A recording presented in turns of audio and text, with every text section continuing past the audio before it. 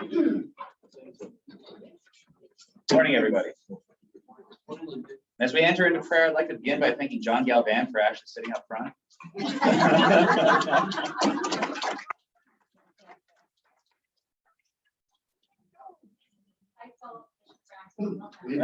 Lead by example. So good morning, everybody. Hope you all had a good time bowling and/or resting yesterday. We're grateful for you staying with us for this expanded extra day of content for CLS. So why don't we begin as we do with all things in prayer, as we remember that we are in the holy presence of God, and offer in the name of the Father and the Son and the Holy Spirit. Amen. Our Father, thy kingdom come, thy will be done, on earth as it is in heaven. Give us this day our daily bread, and forgive us our trespasses, as we forgive those who trespass against us. And lead us not into temptation, but deliver us from evil. Amen. Saint Juan Diego, pray for us. In the name of the Father and the Son and the Holy Spirit. Amen.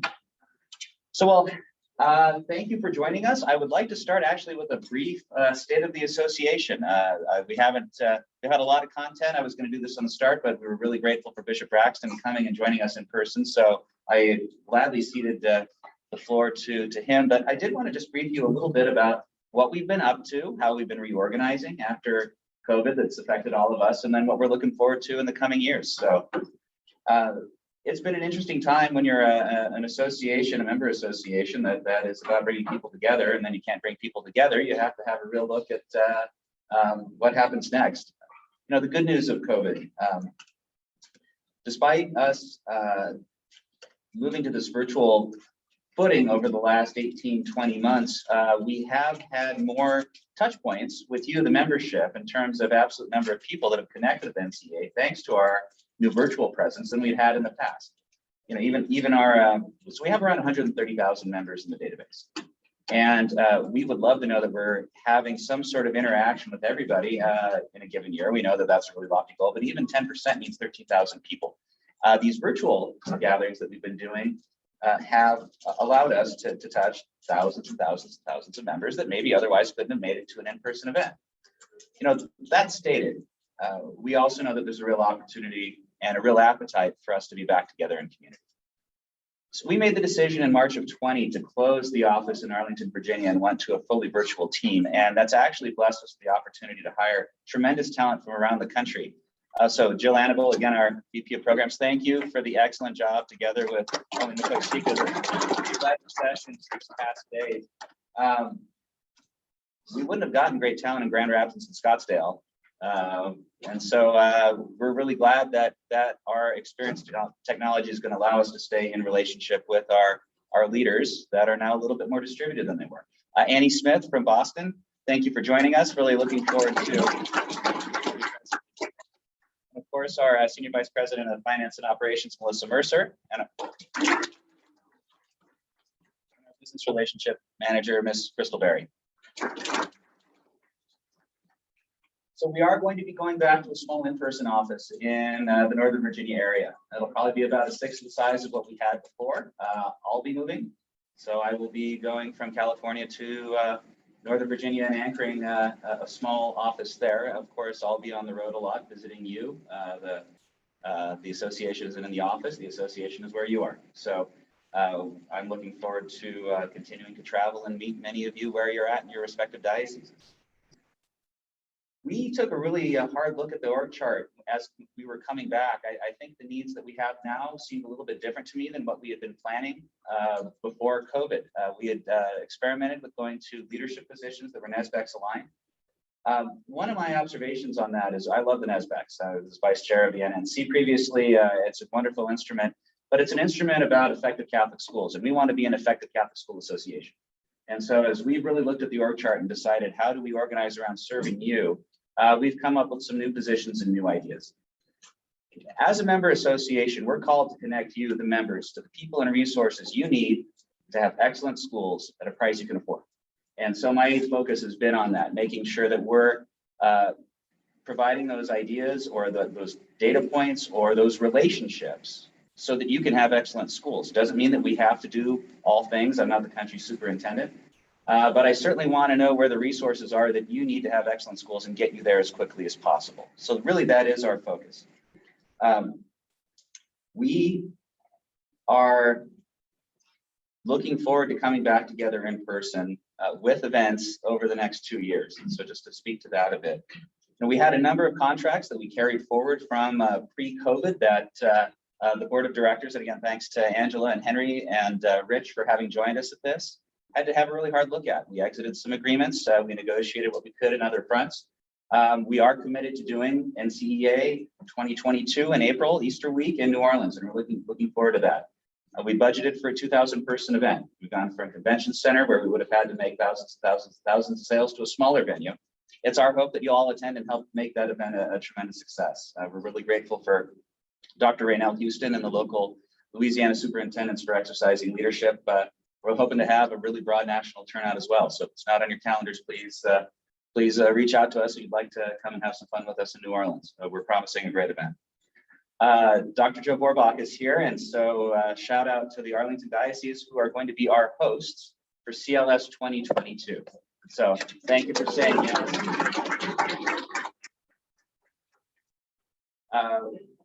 The next CLS is going to be in the traditional format. Right now, we've got our partners who help us select venues, bidding a hotel either in Ballston or Crystal City or somewhere right in the Arlington area.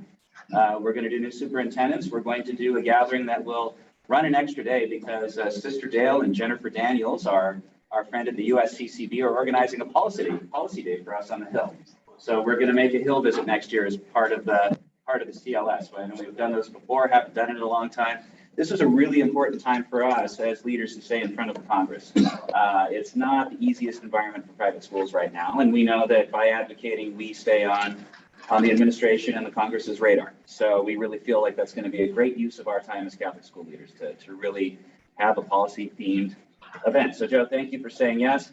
Don't have a venue picked out yet, but we're bidding it, and so we'll be able to announce the actual hotel really soon and hopefully open sales soon as well. We're also proud to announce that we are going to be doing NCEA 2023 April Easter week in Irving, Texas, outside of Dallas. Texas strong. Dr. Barecki promised that all of Texas is going to come and shut down all their schools for the week, and we'll get a full turnout. I'm waiting for that call from him. Yeah, absolutely. So he let the new soups know first during our new superintendent event this week, and so we haven't done the marketing rollout for that yet, but you're the first to know at this event that it's going to be Irving, Texas 2023. It's going to be a smaller event. The nice thing about Irving is that it's a scalable event center called Las Colinas, and so we'll be able to match the footprint of the event to the demand from you, our membership. And so I'm thinking around 4,000 people. If we can get 8,000, we're going to rent the Toyota Music Factory and do a mega rally there. So stay tuned. That stated, we're not exactly an events company, but we do events. We're not exactly a PD company, but we do professional development. And our hopes for the PD that we offer you are filling those gaps. Jill Annable published a book on microschools that I know that's been very well received. So thank you, Jill. Shout out to you, and thank you for your expression of interest. There's been a lot of seminars, webinars, book studies on that microschools book. And I really think that that's the kind of value we can add as your association. We have corporate partners that do a tremendous job consulting for us as schools in all sorts of areas. Since we have the census and your association, when we do things like this, we want it to be those areas where you are looking for the information, you're looking for the support, and we can be the people that help fill the gaps and move the entire project forward. So thank you, Jill, for all of your leadership with microschools and with everything else. We're not a publishing company, but we publish books. And so we are really hoping to have a good look at our publication series and align them to the rest of the content we're producing. Any Marvel Cinematic Universe fans out there? The comic books play off of the movies, play off of the TV shows, play off of and so it's all this one ecosystem, and one media channel feeds into the next, and it's one continuous story. We're working really hard to look at our content and make sure that it is aligned. So with microschools, for example, we're going to continue to publish books on that theme to create a nice little story arc about microschools. I think we're due to renew our governance publications, and so that's one of the next series we're looking to invest in. So coordinated content across all channels is one of our big goals to make sure that we're really driving relevancy, and we are going to be linking the content, where appropriate, to the NESBEC, so that when you're encountering what we produce, you're also going to know in which domain it's going to help your schools be better. So thank you for that. We continue to invest in data. Obviously, we've always been the keeper of the census. That was one of the things we were chartered with nearly 120 years ago when this organization was founded. Sister Dale was a tremendous steward of both public policy and data, but we, through help with some of our philanthropic friends, were able to create a new position that is held by our VP of Data, Miss Annie Smith. And so she's just been doing a tremendous job of organizing the data sets. We're looking for places to go broader and go deeper. We've also hired her an associate, Sarah Hoover, who's her data analyst. So we are all in for making sure that we're really building and understanding the data. Speaking with our friends from VAX and some of our other corporate partners. Though it's been a challenging 50 years for Catholic schools, some of our schools have done better than they've ever done before. We know the things that are going to make our system great are there in the data sets, and we really want to make sure that we're taking a really clear look at that data and to understand how it's going to make our schools thrive. So there are some areas in which I do want to continue to invest, and I'll just wrap up here on the org chart in a bit. I was going to walk through it, but it's a little bit small on the front font, so we'll get this emailed to you. I'm hoping to continue to invest in governance as an area of expertise. Again, with us as the keeper of the census, I really think that us having a really firm understanding of the governance models nationally is a really good use of our time and your dollars. Fatica and other donors have done tremendous work around the area of governance. I would love to see that Fatica study broaden to all 176 dioceses and schools, for example. I would love to see us have a national expert that could really be the guru in the area of governance. So we're hoping to secure funding for that and continue to broaden our data and our knowledge there. Same goes for diocesan finance. So Melissa Mercer and I were blessed to have worked together in Sacramento, building out a unified governance model, and we understand how powerful the diocesan finance councils are as a team to help your schools be consistent and excellent. And so really being able to offer census knowledge and what's happening everywhere, but to also help you and your ordinaries with best practices in the area of financial management is important. The Finance Council can legislate financial activities that don't require bishop to go to a board model. And so we know that getting that piece is important as anything else that's happening on the boards and governance side. We're really excited to be working with some partners to strengthen marketing support. The Discover Catholic Schools Week and Celebrate Catholic Schools Week have always been great events. We split CSW into those two discrete events, one about recruiting new friends into the schools, and then the other being about retaining the friends that we already have. Crystal and I will be talking a little bit about what we did with marketing in Sacramento, but we know that these are really good excuses for you to shout the good news about your schools from the mountaintops. We're also very grateful from a donation from our friends at Nelnet VAX to support more activity in the area of the Day of Giving. And so we're really hoping that those things, Catholic Schools Week and Day of Giving, can be really specific buckets of useful stuff we can provide to you for enrollment management and for advancement. Finally, talking a little bit about public policy. It's great to have people from the entire country here. One of the things I learned in coming on board the association and joining CAPE is that not every state has an active bishops conference and or CAPE affiliate. And so the actions at the state level right now with things like school choice, it's not happening federally. And so, and talking through things with Dr. Gailey Colosimo here in Utah was a real inspiration. He's the one-man band state CAPE affiliate for the private schools in Utah, exercising leadership in that area and working with our partners and friends from other private schools and making sure that every state has that policy support is I think another way that we can use our national breadth to support what you do. So if you're in a state that doesn't have maybe the support at that conference for CAPE level that you're looking for, reach out. We're very interested to hear how things are going and make sure that we're working with our friends at CAPE and the USCCB to coordinate support and policy. So For us, remember, how am I doing for time, Jill? My watch stop. You're a little over, so. A wrap up, 2-minute wrap up. Ready when you are ready, but. 2-minute wrap up. So. 2-minute wrap up. Every school by default is a member of the association. So we only have two kinds of members, dues paying members and lapsed members.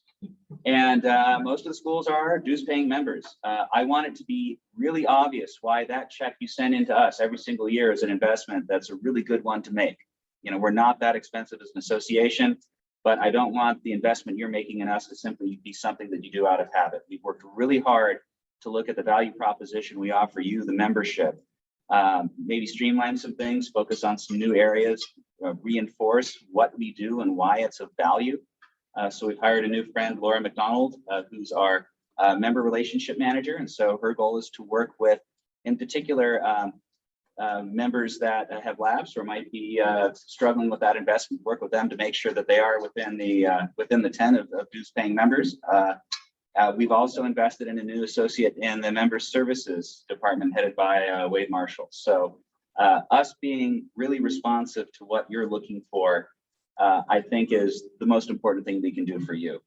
We do have a premier membership tier. We've tried to bundle it with some really useful stuff from Canva and from Petrus Development. Love to have your feedback on that. You know, we think that it for schools looking for things like design support or enrollment management and advancement training, there's a real value in that. But of course, what we bundle in Premier is just really an outcome of what we think you and your schools need to succeed. So please help us identify the gaps. You know, we're going on the vanilla ice policy here. If you got a problem, we'll solve it.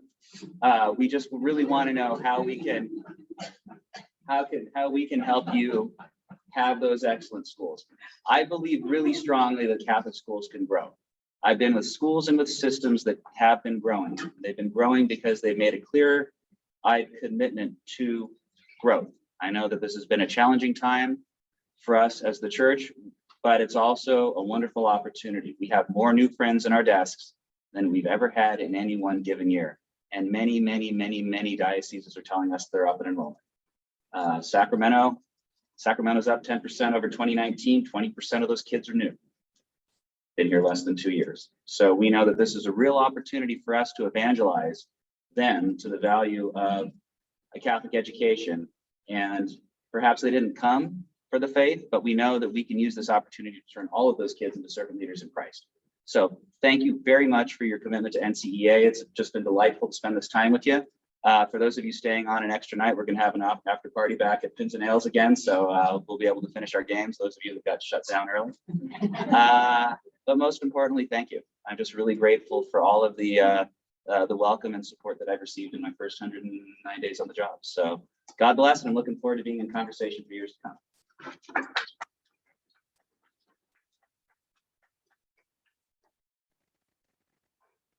So, rolling straight into the next item on the agenda. Does Tim let me know when it's time to introduce Dr. O'Malley?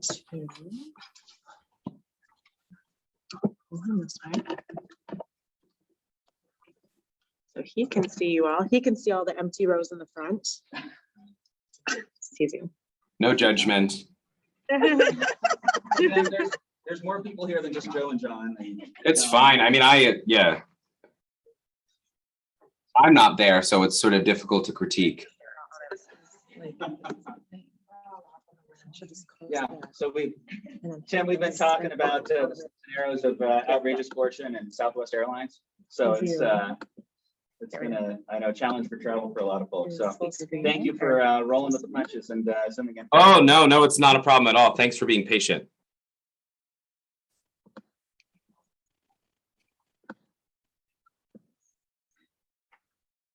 And he can see in here. Okay. All right. Well, I'm really pleased to introduce Dr. Timothy P. O'Malley. So was going to join us, had some logistical challenges, and so is zooming in. So his talk is entitled Rethinking the Dynamics of Disaffiliation and Affiliation.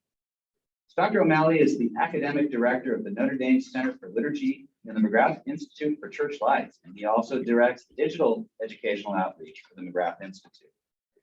A concurrent member of Notre Dame's Department of Theology, Dr. O'Malley teaches and researches in the areas of liturgical-sacramental theology, aesthetics, catechesis, Catholic education, and marriage and family life.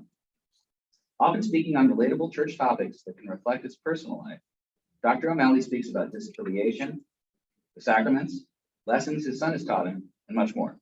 He is the author of 7 books with Ave Maria Press, our Sunday visitor, and Liturgical Press. So warm reception for Dr. O'Malley. Thank you. Thank you. Great. Can everyone see my screen for now? I think so. I see movement. Well, it's a joy to be with you. It's a gift to be digitally present with you in Salt Lake City. I wish I was there in person. But in a return to normalcy, it wasn't COVID-19 that kept me away. Rather, my flight was canceled out of South Bend, Indiana, because of a storm that dropped 2.5 inches of rain in 24 hours. Of course, we in South Bend know that in a month that will be snow, so we're appreciative that it was simply rain. Today, I've been invited to talk to you about the effect of both disaffiliation and affiliation upon the Catholic school in the United States.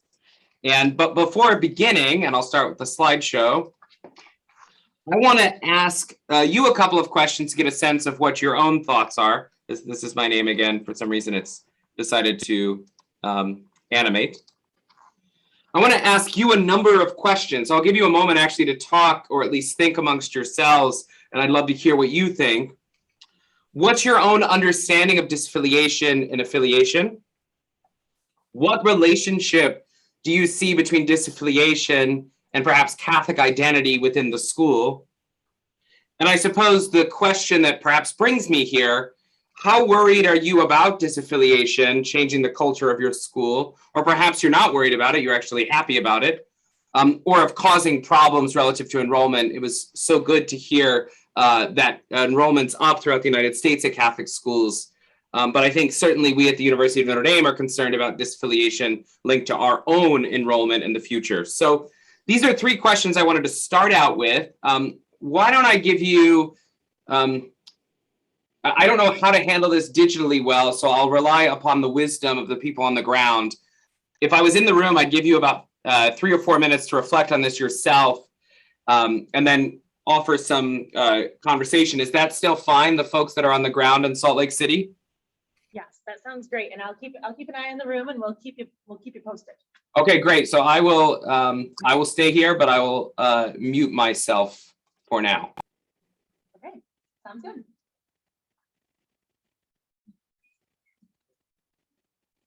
I'll repeat the questions. What is your own relationship, or what's your own understanding of disaffiliation, affiliation? If you want to see the others.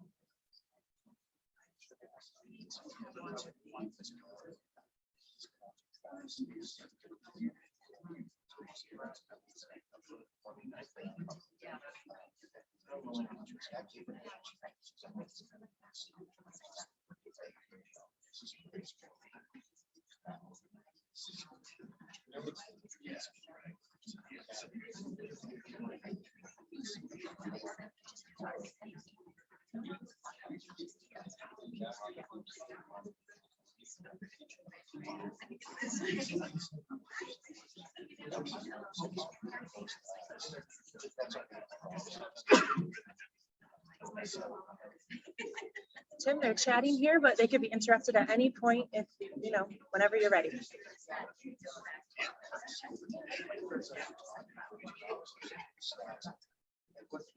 All right, everyone, maybe another 30 or so seconds.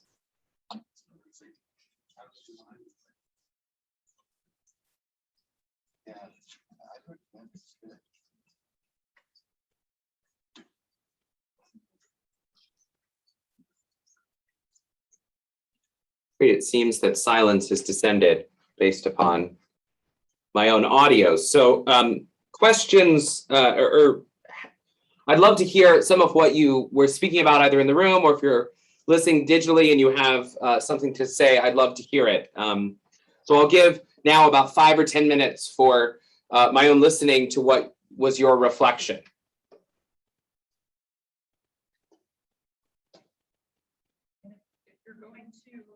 Make a comment, you can only hear it through the computer audio, so either be really loud or comment.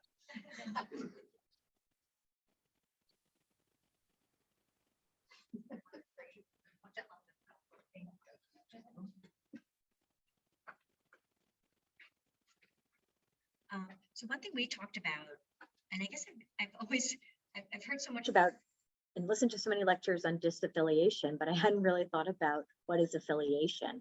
And I think really both are such a spectrum. We think of, is affiliation defined as fully engaged and, the leadership role in the church, or does it go as far as at least they're coming to mass a couple of times a year with family and young people and they haven't fully moved away and still identify themselves as Catholic, and the same as disaffiliation, such a spectrum there along the way. So it was a great question because I hadn't really thought very much about the definition of affiliation. In spectrum, we were also talking quite a bit about, I think, the effect of the pandemic and having mass online, and did it engage some people who were further away and they got to hear these wonderful homilies and travel the country and the world, but has it also kept so many people away and from returning to the church, and who have we lost during that time? Thank you for that. Those are very, thank you for those insights.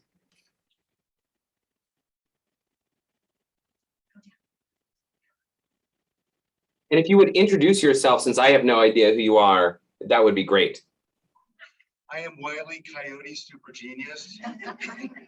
Thank you for being with us, Dr. O'Malley. I'm John Galban from Diocese of San Diego. When I think of affiliation, I think the key word is in your second prompt, and the word is identity. How do I identify myself? And as a people of faith, I'm a part of the body of Christ. That's how I identify myself. I'm a part of something larger than myself. And as the body of Christ, I have an integral role and responsibility in that. And my thought partner, Joe from Arlington, we talked about, disaffiliation is, yes, it's very often a choice. And there's reasons, there's cause and effect for that choice, that conscious decision to disaffiliate. But sometimes those members, it's not a conscious choice. They can be pushed out. And, Yep. and I don't know if disaffiliation is the right term, but I think there's a connection there in meaning. Thank you, Mr. Coyote, or Dr. Coyote, I should presume.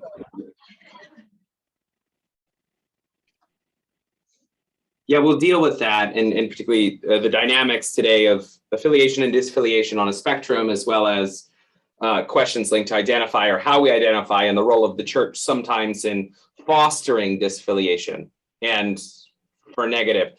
And I think the gift of the Catholic school is promoting affiliation is unique within the church. But the hint of what is to come. Anyone else in the room or virtually?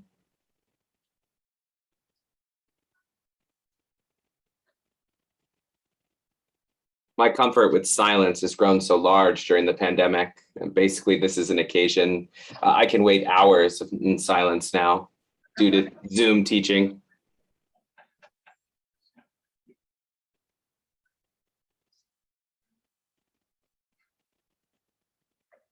Well, great. Well, we will have more time to talk on the other side. So I wanted to then pick up with what we'll do today, which is I have 8 theses that I want to take us through, and thinking through the dynamics of affiliation and disaffiliation and the role of the Catholic school in particular as a response. So the first I want to say is disaffiliation is happening. The sacraments are markers of disaffiliation. They're pivotal markers. Disaffiliation will not be fixed by battening down the hatches or opening up the gates. Disaffiliation, and then I'll have 3 causes that I think disaffiliation are caused by: a loss of resonance in all institutions, an increasing depreciation of the festive, a forgetfulness that's infected what I call late modern life. Happily for you all, the Catholic school is uniquely situated to meet each of these challenges. And Pope Francis has much to offer in the process of this renewal. Dear friends, I will make available to the folks at NCA these slides for you to have on the other side. So don't say that Notre Dame never gave you anything for free. I think this is the only thing Notre Dame has ever given away for free to me. So I want to start then with the question of disaffiliation is happening. In the United States, once considered the exception to what's been called the secularization thesis, we're seeing significant signs of disaffiliation from the church. While the East and West coasts have been aware of these trends, it's at last hit what I call the quasi-rural Midwest. The University of Notre Dame wears its Catholicism on its golden sleeve. During our football games, we're happy to feature images of the Blessed Virgin Mary, a video of the chaplain praying the Our Father, and an advertisement for the celebration of the Eucharist immediately following the game. I suspect that it's one of the few places in the US where the Eucharistic consecration on a video screen, which of course is not the consecration, but a video of it, receives a cheer as loud as a touchdown, at least from the student section. But such imagery often belies what's happening on campus among our student body. When I was an undergraduate at the University of Notre Dame from 2000 to 2004, it was estimated that roughly 75% of our undergraduates went to Sunday Mass. And that was a student population that was around 85% Catholic.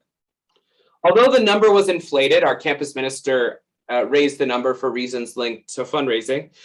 Dorm chapels were full on Sunday night. The opening school year mass, which took place in the basketball arena, was full of 12,000 faculty, staff, and students at the beginning of the year. This is no longer the case. Dorm chapels increasingly struggle with mass attendance. This year, the opening school year liturgy was moved from the stadium to the Basilica of the Sacred Heart, and it comfortably held the 1,200 interested students. So a loss, a significant, almost a 10,000 person loss over the course of that time. Something has changed relative to the student body, which remains in principle 80% Catholic. Sacramental participation in the United States bears this out. In the year 2000, according to CARA, there were nearly 1 million infant baptisms, 80,000 adult baptisms, 880,000 first communions, 630,000 confirmations, 260,000 marriages. In that terrible year of 2020, there were only 550,000 infant baptisms, 35,000 adult baptisms, 600,000 first communions, 540,000 confirmations, and 130,000 marriages. I wish I could say that these numbers were but a blip on the radar for 2020, right? An exception. But in fact, it continues a decline that has basically been in place since the year 2000, in which there's been drops in each of these numbers every year. So that's the first thing. Disaffiliation in some way, shape, or form is happening. But why the sacraments, you might ask? Why pay attention to the sacraments as markers of disaffiliation? Right? Perhaps ecclesial belonging is better measured by engagement in service or attendance at a Catholic school. Why sacraments? After all, many remain Catholics, such as my mother, without going to Mass at all. Well, or at least she desires to be perceived to remain as Catholic. Ecclesial belonging, at least for Catholics, is a sacramental reality. Belonging to the church is not a decision to affiliate or disaffiliate with a specific group of people. It's not like the Lions Club or belonging to NCEA, right? I can be in or out, but what's the big deal? I pay my dues or I don't. And of course, I would imagine people would like you to pay your dues. Participation in the church is a Eucharistic and thereby sacramental reality. Baptism is the salvation of the person, but that process of salvation unfolds through incorporation into the visible church. This incorporation is not akin to joining a club, but it capacitates the human person for celebrating the Eucharistic sacrifice of the whole Christ. A Latin phrase the church means of the whole Christ, the totus Christus. For this reason, declining sacramental participation is key to understanding disaffiliation within Catholicism. Undoubtedly, there are Catholics who remain Catholic without darkening the door of a church building. Further, the church's mission in the world is not reducible to the sacraments, as we'll see in a bit. But if Catholics are not baptized, if they don't receive their first communion, and if they're not married in the church ceases to exist at least partially as a visible and therefore sacramental reality and an institutional reality, and it raises the question, what's going to happen to Catholic schools? Thesis 3. Disaffiliation will not be fixed by battening down the hatches or opening up the gates. Why is disaffiliation happening? Disaffiliation, sociologically, and has already been hinted at in the comments, is rarely a linear process. People stop being Catholic for all sorts of reasons, including the church's sexual teachings, a supposed clash between science and faith, the poverty of preaching and liturgical music, hypocrisy of ecclesial leadership, both lay and ordained, an urgent and yet unmet desire for church reform, the sexual abuse crisis, a perception that the church is either too liberal or too conservative, and most of all, the feeling that no one cares about them within their parish. And yet a common trope about disaffiliation, at least among some, is that disaffiliation has been caused by an impoverished approach to doctrine. If people only understood the doctrines of the Trinity, Christology, transubstantiation, and the church's sexual teachings, everything would be fine. The church simply needs to batten down the hatches, attend to the catechesis of her members, and disaffiliation will stop immediately. The problem with the doctrinal solution is twofold. First, it functionally hasn't worked.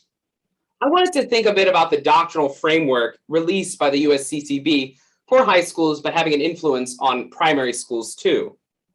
It was a necessary step in the right direction, ensuring that catechetical textbooks took on a certain Catholic coherency. But it was too late. The very worldview that these textbooks propose was falling apart as they were published. Right? I remember this moment very clearly in Boston, where my wife was a youth minister at a parish, and none of our students attended Catholic schools. They were all in public schools.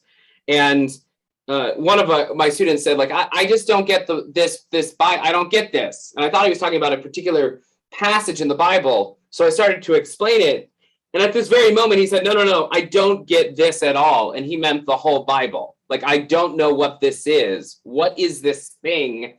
Why does it matter? Further, there's a loss of trust in authority amongst those who end up disaffiliating.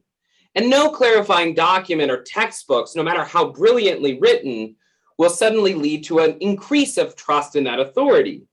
We know that the digital age is marked by a fragmentation of authority. Whose interpretation is right? One need only spend a modicum of time on Twitter to know that this is more complicated than we realize. Yet at the same time, it's also true that simply changing doctrine around will not lead to full churches or Catholic schools. Many mainline Protestants, for example, allow for same-sex marriage within something functioning like a sacramental event. And yet many of these Protestants are experiencing the very same threat of disaffiliation experienced by the Roman Catholic Church. I have many friends who are Anglican or Episcopalian, and they worry most of all about the future of their own religious life. Battening down the hatches, learning our apologetics will not be sufficient in the present milieu. Nor, for that matter, is changing Catholic doctrine simply to attract those students who see the church exclusively as a traditional institution. Something more is happening, and we have to get behind the dynamics of disaffiliation to see what's going on. And so this is where I'll introduce those three theses, and I'll start with thesis 4. Disaffiliation is caused by a loss of resonance in institutions. If battening down the hatches or opening up the gates is not the way forward, what is? In asking this question, it's important that we get to the roots of disaffiliation, and I want to do so with the help of 3 social theorists, Hartmut Rosa, Byung-Chul Han, and Daniel Hevu-Leger. In his book, The Uncontrollability of the World, the German sociologist Hartmut Rosa suggests an answer to our question about the roots of disaffiliation. He notes that it's caused by a growing incapacity to experience resonance in all institutions, including religious ones. In the introduction to the book, Rosa begins by thinking about snow. As children, most of us experienced excitement about a possible snow day. Of course, virtual learning days have slowly ripped this away from us. And of course, those of you from San Diego know nothing of this excitement at all. It was an uncontrolled event, an interruption of the festive and to the otherwise quotidian winter.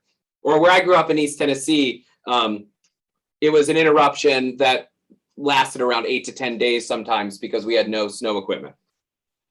The mark of modernity, according to Rosa, is a movement away from such occasions of enchantment toward increasingly mechanistic control. We can control stuff.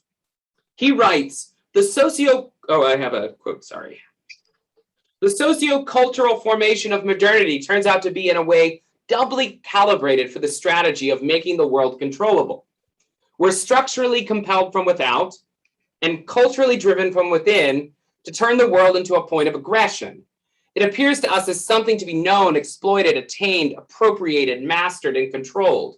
And often this is not just about bringing things within reach, but about making them faster, easier, cheaper, more efficient, less resistant, more reliably controllable. Think about air travel. If I found my way to South Bend's airport and it wasn't Midwestern winter, or as it turns out, fall, paid a fee, I could arrive in Salt Lake City within 5 to 6 hours.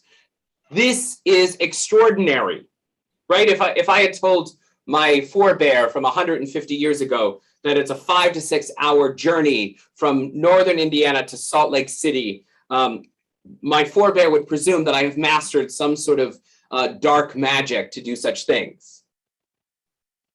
And yet, dear friends, if I was told that the plane could not take off, of course, this is a hypothetical, that it would be delayed for even 30 minutes, I would be annoyed. The capacity for control, as it turns out, doesn't lead to comfort, but anxiety. Because I expect control, even presuming it as my birthright, I reach with what I feel is justified anger when that control is taken away. What I forget, of course, is that I do not have control over anything. And maybe COVID-19 reminded us of this in a particular way. Human beings came to recognize that pandemics happen in our existence, and they always have, and you can't always control every aspect of them. Nor, for that matter, does the poor airline worker control everything, who ends up dealing with this desire for control hour after hour. And I suspect sometimes those of you in administration also deal with this. But the social structures of modern life encourage me, in the end, to think that I do possess this control. Rosa describes 4 dimensions of control operative in the modern age. First, we believe that we have the control to see everything, inventing microscopes and telescopes that give us seemingly infinite access to the cosmos. Therefore, everything can be seen, right? Second, we control distance, creating rockets and micro-technology that allows us to transverse time and space, right? We can move fast. We manage everything, including our bodies, endless workouts, right? The sky, the sea, the rising of the sun in its setting to the production of electric lights, right? I mean, a moment of darkness is greeted not by, wow, it's dark, but how do I fix this problem? Fourth, we make things useful, instrumentalizing the whole world, including the process of education. These features of modernity form us to expect a type of control where the whole world can be grasped by us at all times. But as we all know, things can't be entirely grasped by us. Rosa identifies, therefore, not only aggression as a response to modernity, let me fix this thing, but also ennui, or a kind of malaise. For Rosa, our disenchantment or alienation, a lack of relatedness to the world around us, emerges because of the modern structural and individual obsession with control. We do not experience the world first and foremost as that which is to be controlled, but that which is to be related to, or at least we should, right? Relationships are our first order instead of controllability. Rosa writes, the basic mode of vibrant human experience consists not in exerting control over things, but in resonating with them, making them respond to us, thus experiencing self-efficacy and responding to them in return, right? That I can be affiliated with the world, that the world and I are in a relationship, and that I have some power of acting in this world. Rosa's thesis in The Uncontrollability of the World relates to the human vocation for resonance. In a world of alienation, where all objects are thingified through control, we cease being affected by the world around us. Nothing or no one possesses a call or appeal. This resonance is linked to self-efficacy, my capacity to affect changes in the world, to be an actor. Adaptive transformation is mutual or relational. The world around me is transformed as I am transformed in relationship with the world.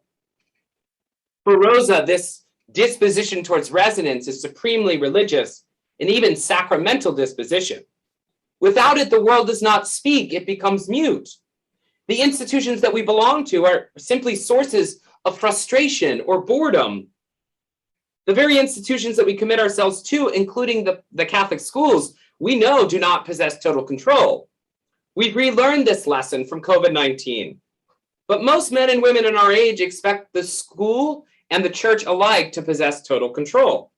As Rosa writes, a society that in all these processes, in the face of all uncontrollabilities that accompany them, is structurally compelled to constantly ask, who is responsible for this? Who bears the cost? Will systematically run into difficulties. We witness such problems in schools, government agencies, private companies, care facilities, grocery stores, social clubs, and so on.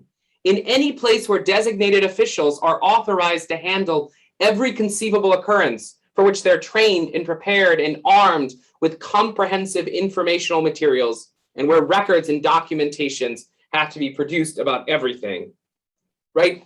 This comes to be what we expect from all institutions. It's why in the United States, institutional distrust is at the highest level it's ever been in any institution, Congress, schools, newspapers.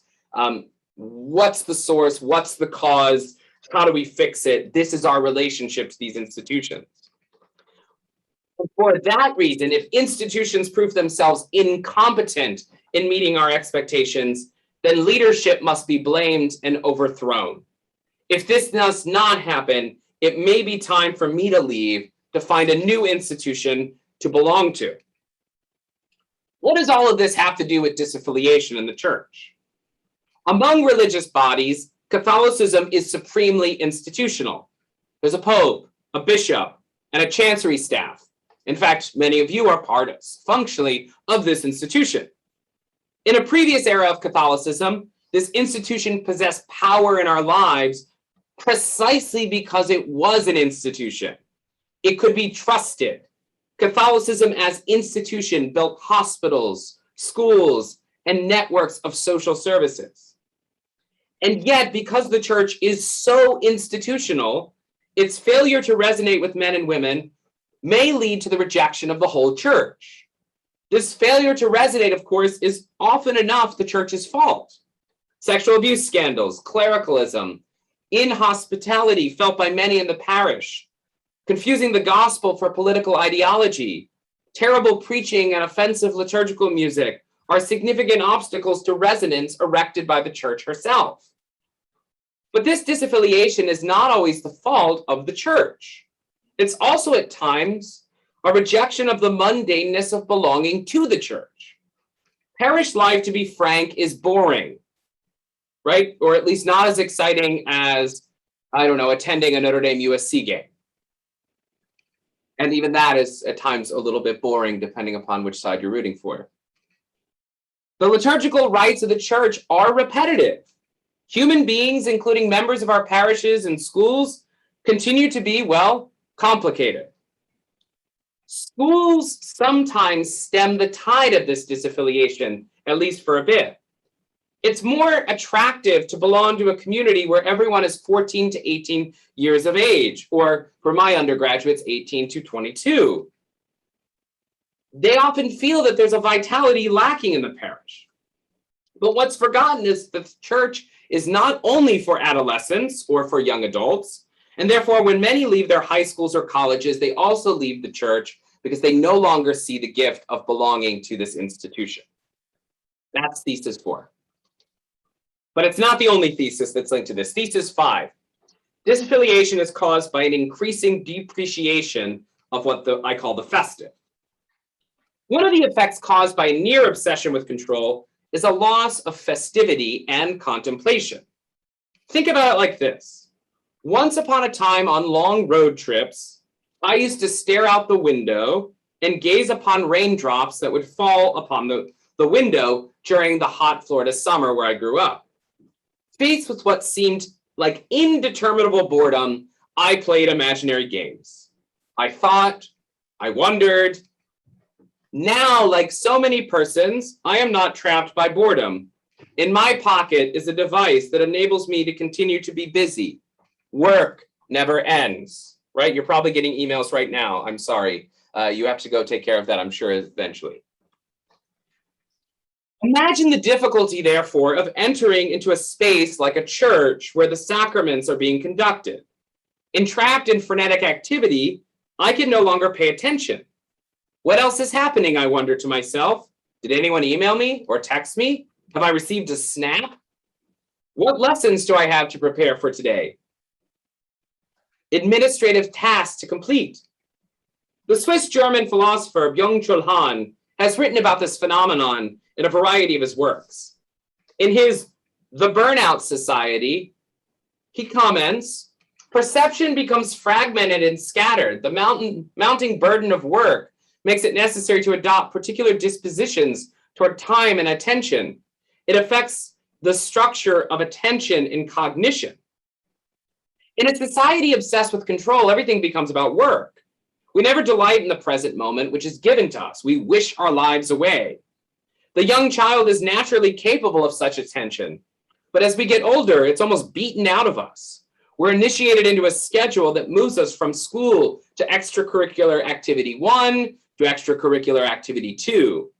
Our life is marked with purpose and plans, at least if we want to continue to work and therefore climb. In such an environment, everything becomes about production and therefore productivity.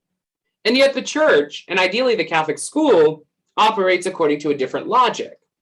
The church is concerned with festivity or leisure.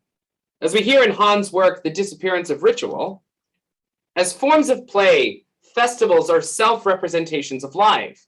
They're characterized by excess and expression of an overflowing life that does not aim at a goal. In the festival, life relates to itself instead of subordinating itself to external purposes. Time that is completely dominated by the compulsion of production. The sort of time we inhabit today is a time without festival. Life becomes impoverished. It freezes into mere survival. The church's concern ultimately is not with productivity.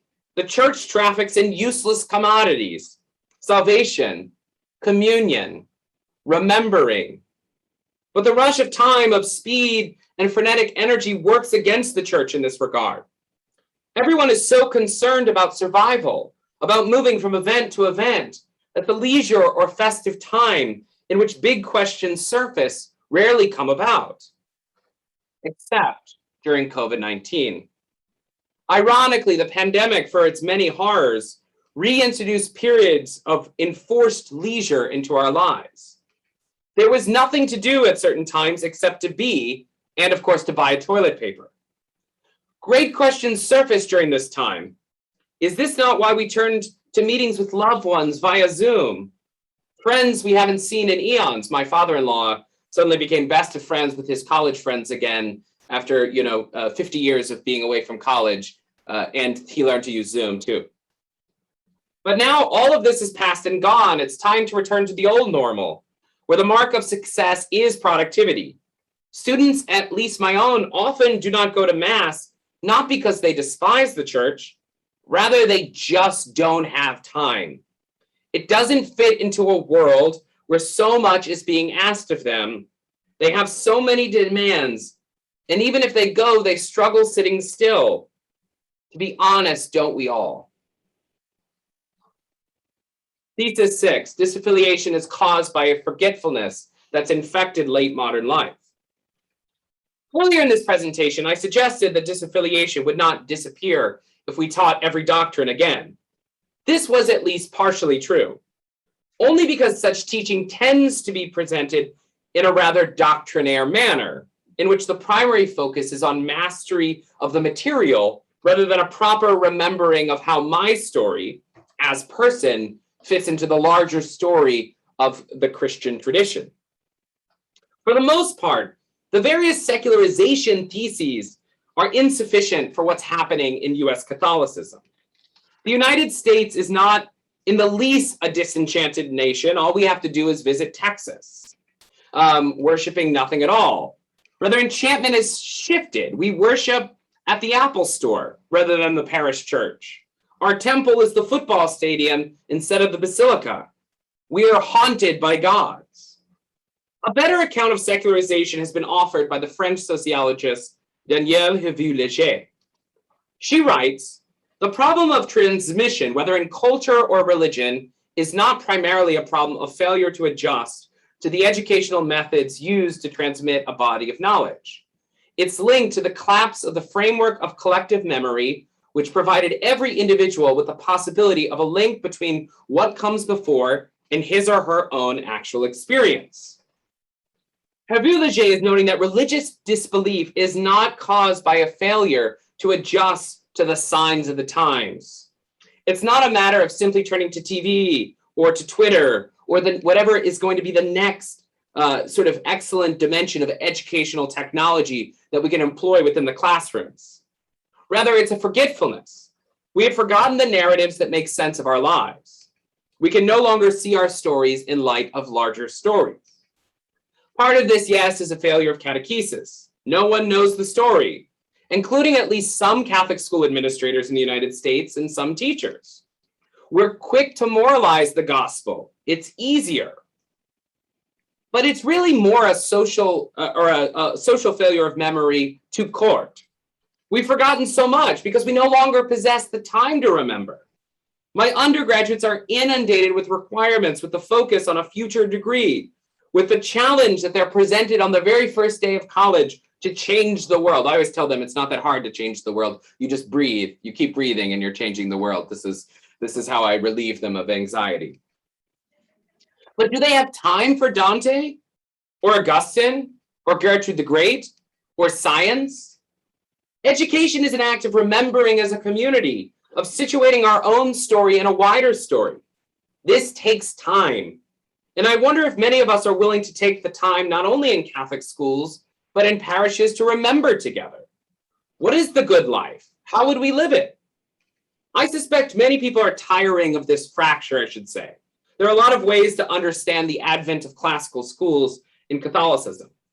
At least some seem to possess a kind of batten down the hatches philosophy that I suspect is problematic for the reasons I suggested. But not a few are interested in connecting anew the chain of memory that makes affiliation with the church and a wider society possible. Thesis 7. The Catholic school is uniquely situated to meet each of these challenges. By the way, my philosophy of presenting is to make you feel very sad and then offer good news. So that's this is how I approach life. I'm Irish Catholic. Thus far, I've treated disaffiliation primarily as a problem for the Catholic school. Namely, the Catholic school is under threat because the US continues to see disaffiliation caused by trends much larger than a confusion relative to doctrine, etc. But perhaps it's the Catholic school in the US that can uniquely respond to the three dimensions of disaffiliation mentioned above. First, the Catholic school is a liminal space that can foster a new love for the church. Once upon a time, the Catholic school was an extension of the wider Catholic ethos that surrounded the parish. It could rely on primarily Catholic students with engaged parents, or at least forcibly engaged parents, who wanted their children to be immersed in Catholic faith. The Catholic school, or I should say that time is gone. Many of the parents who send their children to Catholic schools are precisely those who are disaffiliated. They still love the school, but they're at best apathetic about the church, at worst, highly suspicious. The Catholic school, therefore, as my colleague Claire Kilbane has noted at this very gathering in one of the digital sessions, is uniquely poised to rebuild institutional trust through the formation of parents. The purpose of this formation could be threefold. First, it will indeed retell the story of salvation to these parents. This narrative need not be told in a rigid way, but as a hypothesis or a proposal about the very meaning of life. The narrative will be told by communities of parents who themselves uphold this narrative in their own lives. Over the 9 years that a child is affiliated with a Catholic primary school, there is time to build a new trust, to deal with the major questions that parents and undoubtedly later their children will ask about Catholicism. The formation of parents is pivotal, as our research has shown at my own institute, for successful reproduction of Catholic faith from generation to generation. But second, the school will insist upon living out the festive, both with parents and internally. Here, Catholic education should become a countercultural witness to the increasing speed and efficiency of late modernity. I just have a series of questions that I ask you. Are the liturgies that we celebrate in the school a worshiping of God, or yet another event that we have to get through on the schedule? Did we give space for contemplative wonder in the classroom, starting with young children? Or are we ourselves captive by an educational theory too focused on rapid change from thing to thing? While recognizing the importance of technology, do we nonetheless create spaces where students encounter one another unmediated through the screen, where they encounter the natural world? How do we mark the feasts and fasts of the church's liturgical year? Do we do so in a way that proposes to people a comprehensive story about the meaning of life? Do we demand too much busyness upon the part of our administrators, our faculty, our staff? Do we recognize that school is but part of our lives? This, by the way, was the great lesson I learned as a teacher at Notre Dame, was when my students finally said to me one day, you know, your class is but one part of my life. And that was the moment I realized I expected it to be the only part of their lives. It also raised my teacher evals after that. So the good news was my mercy benefited me, which is what you really want. Do we demand too much busyness on the part of everyone? Do we recognize that school is just part of our lives? Is our classroom marked by a search for wisdom, a common and dialogical seeking of truth that's often difficult and messy and yet fruitful? Third, the Catholic school must learn to tell the story of Jesus Christ in a new context. This context is not one where we can presume the rudiments of Christian faith. There has to be a change in both pedagogy and curriculum related to the teaching of religion in particular. This begins, I suspect, with looking anew at the high school doctrinal framework, but it doesn't stop there. Over my time at the McGrath Institute, I've turned over and over to the work of Luigi Giussani, specifically his Risk of Education. In carefully reading Father Giussani's work, I can see that a proposal anew of this narrative has three kind of focal points. First, what we propose will provoke the student and teacher alike to wonder. Wonder is not stultification. Wonder is marked by a capacity to ask questions. My students have had the wonder beaten out of them. They believe that education is a process where they listen to me and then they repeat these things back to me. The most regular question I receive from my students is, what do you want? They're surprised to hear me say this. I want you to think. I want you to ask questions. I want you to wonder. The entire Catholic curriculum is responsible for this cultivation of wonder. The sciences, the arts, history, literature, foreign languages, shop class. A spirit of Eucharistic contemplation must take over each and every classroom, where everything that we behold offers more and more to behold, if we only take the time. This occasion of provocation is key, especially in the religious classroom. My critique of the doctrinal framework is that it never begins with provocation, with the key question. My students have memorized, even my undergraduates, why the Trinity, it consists of three persons in one God. But they do not know the questions that led to this formation. And because they do not know the question, they also do not know why the doctrine matters. A retrieval of basic philosophy, of seeking wisdom within the school, may be the best medicine to spell the tide of disaffiliation. But of course, secondarily, we don't just provoke, we're also proposing something. We'll do what Giussani calls offer a hypothesis. I like to think about the hypothesis as thinking or speaking in the subjunctive. Teaching in the subjunctive does not presume that your student shares the faith of the church. Rather, it means saying something like, let us imagine a world in which the word did become flesh. I would just change the way that we think about human dignity, about friendship, about the communion that we're called to with the whole human family. Teaching in the subjunctive becomes necessary in an increasingly forgetful age. In an age in which we can no longer presume that students or our own faculty share the same Catholic worldview we do. We do not give up this worldview, but instead we offer it as a life-giving proposal that can make sense of life. And the students in this process give something back. They propose to us anew the word of God for us to behold. There really is an intellectual task to the Catholic school. And I suspect that in our fear of disaffiliation, we've forgotten this. The Catholic school, we should remember, can't do everything. It can't solve all the world's problems or all the church's problems. You have enough problems to solve them all. But it does have an intellectual vocation to awaken wonder, to propose meaning in the world, and to enable the students to think critically, that is, with discernment, about the proposals they've often received already.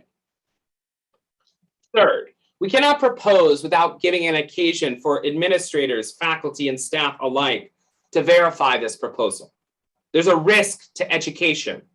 The student asks, is it true? We must remember ourselves that the purpose of Catholic schooling isn't the school, it's life. We must reintegrate the totality of life into the curriculum. What is this life? Well, it's marked by dialogue, creativity, friendship, vocation, and all of this in the context of an embodied material way of living out Catholicism. Even those who are not Catholic have a role to play here. And this is my last point. Pope Francis has much to offer in the process of this renewal. What's the future of Catholic education? There's much to be worried about, I have no doubt. In fact, I am worried about it. I spend all day worried about everything. I often think about the potential closure of Catholic colleges and universities, the 15 to 20% that are currently estimated to be closed. But I wonder if we're simply being called to a new era, to a new type of evangelization. Pope Francis has called us once more, and in fact, all 20th century popes have, to a social and a cultural dimension of evangelization. Disaffiliation means that Catholic schools may need to deal with a decreasing number of Catholic students and faculty. It may mean that the network of an administrator gets more difficult, it may mean that the work of an administrator gets more difficult in the next years. Still, the Catholic school can serve as a force for intellectual and social evangelization in the world. In two of his encyclicals, Pope Francis gives a kind of Magna Carta for this type of evangelization. Although many of us have read Laudato Si as dedicated to the environment, it's really a document about the education of the whole human person. He writes, the basic problem of ecological destruction goes deeper. It's the way that humanity has taken up technology and its development according to an undifferentiated and one-dimensional paradigm. This paradigm exalts the concept of a subject who, using logical and rational procedures, progressively approaches and gains control over an external object. The subject makes every effort to establish the scientific and experimental method, which is itself a technique of possession, mastery, and transformation. It is as if the subject were to find itself in the presence of something formless, completely open to manipulation. We live in a world in which everything is to be manipulated and mastered for the sake of control. We've already heard this language from Rosa. What the Catholic school therefore proposes in a disaffiliated age is a liturgical and sacramental vision committed not to a logic of mastery, but of a contemplative gaze that perceives life as gift. No matter what one's religious background, the school can provide this space. In fact, the Catholic school, as you know, already does. But it must become consistent throughout the whole school if we're to move beyond the throwaway culture that takes this same logic of Pope Francis and applies it to human beings. In the end, the medicine Pope Francis suggests in the document is holy leisure, a turn toward the Sabbath, toward rest. If such leisure cannot be present in the Catholic school, where will it be found?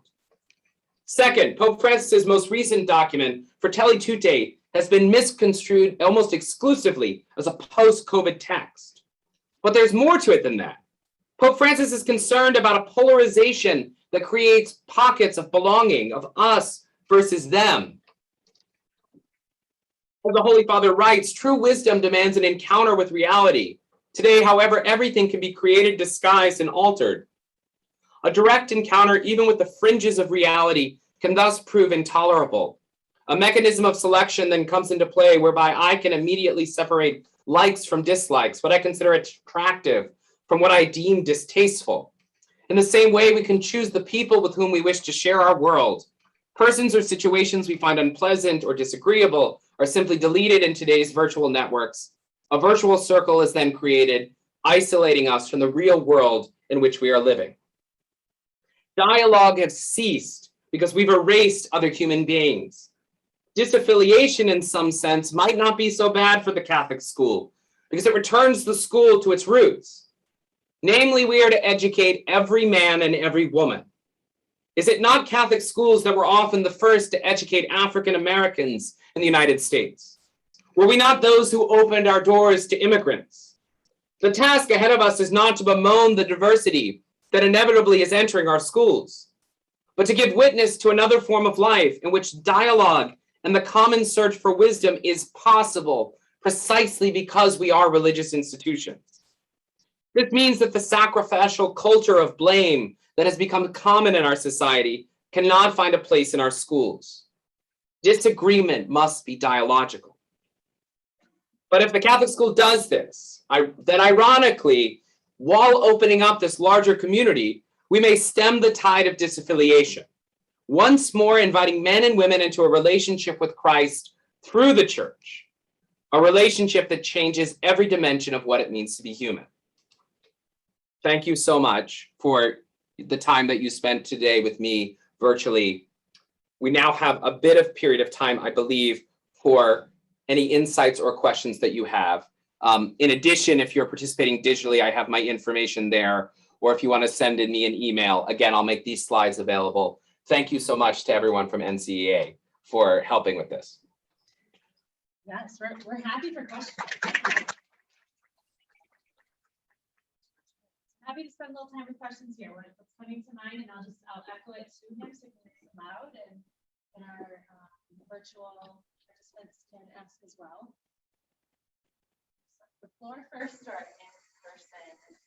Diehards who are here on the final day will be exhausted and need to go home refreshed. Yes. From Notre Dame's perspective, what they know, are there any areas of the country that are handling this situation well, that brings people back to the church, and what are they doing to make it? I'm going to repeat the question. So from Notre Dame's point of view, what areas of the country have addressed disaffiliation? What do you know? What can you share? Start with that.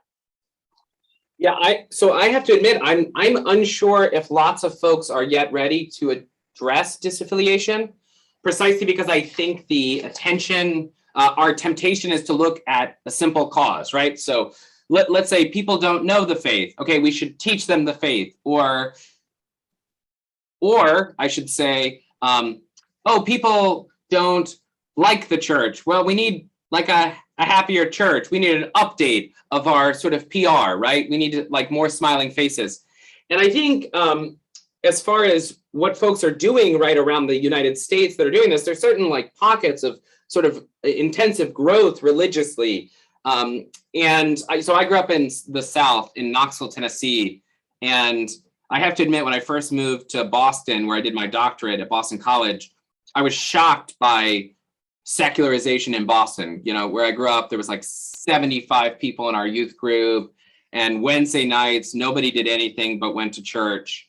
And now I go back to Knoxville and it looks more like Boston. So I often think the South has been spared. Like, so if you go to Texas, for example, you have giant parishes and seeming activity and schools that are opened and filled right away. And I think one of the things you're seeing is that even the Southerners are coming to recognize that something's afoot and changing.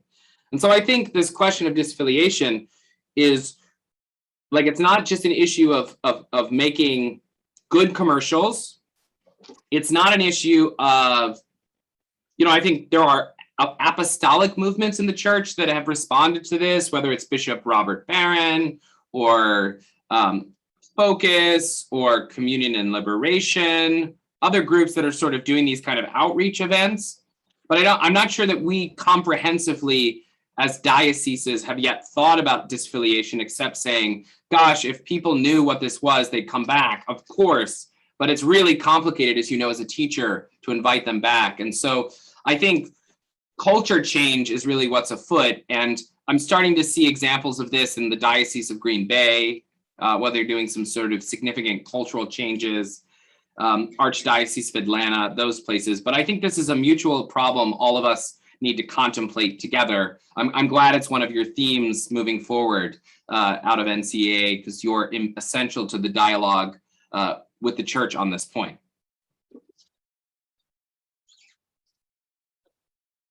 Other questions?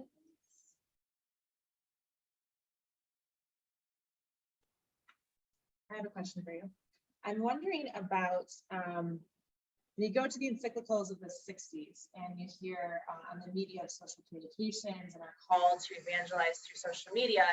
And then you read current political and other texts on the distrust of institutions, like A Time to Build and those others. What advice can you give to us as Catholic leaders who want to use the voice of the people directly through things, we have direct channels like social media, yet we have a distrust to institutions for the generations to come because they can communicate bottom up as opposed to top down like an institution. What advice do you have for us in leading the next generation through this? Yeah, it's really complicated as I'm starting to think about it. First of all, my students are it's not just that there's distrust in institutions. Social media, much of it has made them extraordinarily unhappy. Instagram, as they often say, is killing not just their social lives, but their well-being as they begin to compare themselves versus the other. And so I think part of it is, to be honest, creating spaces that, while open to the digital, also doesn't use the digital as much. Or at least when I say digital, I mean technology. There are those who say the digital is something different, but let me just focus on, sort of social media. And yeah, we have to communicate as institutions. As a consumer, as I am, I've grown used to what it looks like when an organization is communicating via Twitter, right? And it's like, we're so happy that we have this good news to share with all of you, right? And I know to operate according to like a hermeneutics of suspicion in this instance, right? Like who's saying it, who's in charge. And so, in the digital media, the thing that works the best tends to be something very personal or human, or spaces of encounter in the digital world. I'll give an example of what I think works. I have a colleague who's worked on this, but whenever something goes wrong, I suppose, in my life and in my house, I turn to YouTube. And what I get is someone teaching me to do something in a remarkably humane way, right? Almost intoxicating to watch, right? As I watch this man tell me how to fix a garbage disposal, which I know nothing about. I mean, I'm Latin, I'm fine on, but garbage disposals is just right out for me. And yet there's something like almost material and humane about it. It brings me back to the real world to work with my hands or something like this.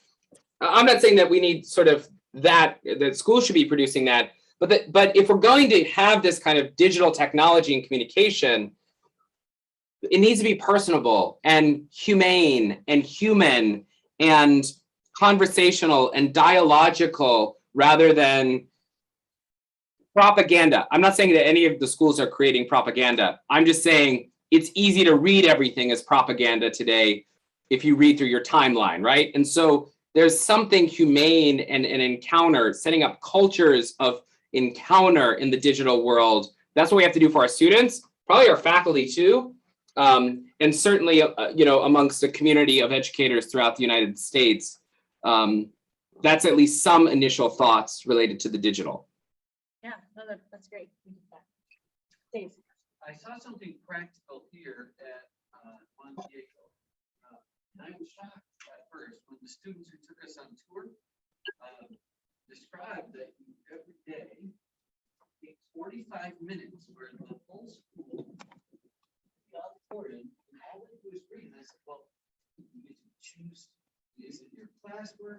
when you're really not supposed to read your classwork, you're just reading for enjoyment. And I thought, I'm going to take 45 minutes. Do you still have study halls here? You know, like, and they were explaining. I thought, wow, this is amazing. And as you were talking today, I felt like this is a perfect one of those places where Catholic schools could slow down a little and encourage them to have a book in their hand and just be. You know, adoration would be another one of those times. Young people in classrooms are getting back into that moment of silence where they just go and sit before the Lord, you know, with their thoughts. And so I wonder your thoughts about these things. Well, I think it's great that Juan Diego's doing that. And that's exactly the kind of thing I'm talking about. Yeah, Eucharistic adoration is so interesting right now to people because it's an authentic, quiet space of solitude where otherwise one is inundated by info, data, imagery. And here you have an almost poverty of imagery, right? I mean, the Blessed Sacrament is in a monstrance, but otherwise reveals nothing intense. There's no like sort of, like if I was the Lord Jesus Christ, you would know when I became present, right? There would be fireworks and yet what you have here is almost a poverty of the Catholic philosopher Simon Weil refers to it as like a space of total freedom, right? God not manipulating at all, but giving a space where we can authentically give ourselves in communion in return. And so I think that's why we see the rise of adoration, particularly amongst younger people who are Catholic. It's not a desire to return to before the council, but a desire for space and for communion and quiet. And the more that it's really awkward at first, but the more we implement it, the more I've been very intentional as an instructor, even using periods of silence in the classroom more effectively than perpetual movement. But sometimes you need those longer periods. My favorite assignment I give is I tell my students to spend 2 hours at the Basilica doing nothing. And they're like terrified by it. In fact, I am too. I sit in with them, but I ask them to just look. And it's amazing what 2 hours of looking does to you as you just don't do anything. And suddenly everything fades away and you can attend to things so differently. So yeah, I mean, I think adoration is linked to it and all sorts of contemplative practices in the classroom. This was very large in educational theory. I did my PhD in theology and education at Boston College. It's been very big in Eastern retrieval of contemplative practices in the classroom, like from Buddhism, etc. And I think as we as Catholics need to do the same. We have a fairly intensive contemplative tradition. Okay, well, for the sake of time, we're going to close there, but we all know how to get a hold of you. So thank you for all of your time with us and for this conversation. Yeah. And if you're ever at Notre Dame, just come say hi. We'll do that. You can just scream my name on campus and we'll see what happens. We'll find you in the silence and in the slow down. Okay, and then we will begin again in about 5 minutes or so. We're going to do a little stand and stretch break and then get to our lightning round. Thank you so much. Thanks.